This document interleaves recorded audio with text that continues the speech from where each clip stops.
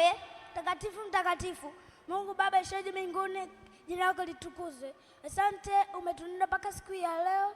Naomba utubariki tukiwa tunaenda kusikiliza somo nililolipanga siku hii ya leo, katika jina la Yesu Kristo Mungu nakuomba, amina. Kichwa cha somo kinasema uaminifu katika karama zetu tukimsubiri Yesu. Uaminifu katika karama zetu tukimsubiri Yesu. Fungu la kariri linatoka Mathayo 25 mstari wa 21. Hebu tulisome.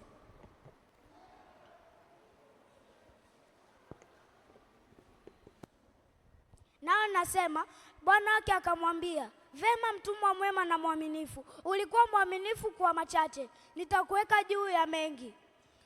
Ingia katika furaha ya Bwana wako. Ndugu zangu, watoto na walimu, leo tuko hapa kuona jinsi tunavyoweza kutumia karama zetu kama vile kuimba, kuhubiri na hata kukariri Biblia tukimsubiri Yesu. Kila mmoja amepewa karama na Bwana Mungu. Tuzitumie kwa uaminifu kuleta baraka kwa watoto wenzetu na hata watu wengine, ili Yesu akije tuondoke naye. Hatupasi kujisifu kwa kutumia karama hizo, bali sifa zote ni kwa Bwana Mungu pekee.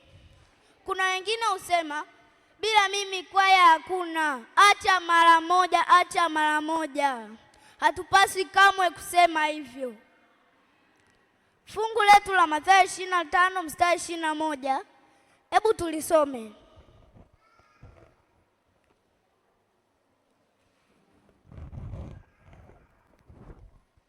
Linasema, Bwana wake akamwambia, vema mtumwa mwema na mwaminifu, ulikuwa mwaminifu kwa machache, nitakuweka juu ya mengi. Ingia katika furaha ya Bwana wako.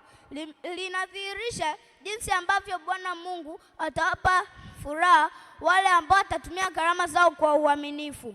Oh, haleluya! Furaha iliyoje! Nawe kuwa mmoja wao. Amina.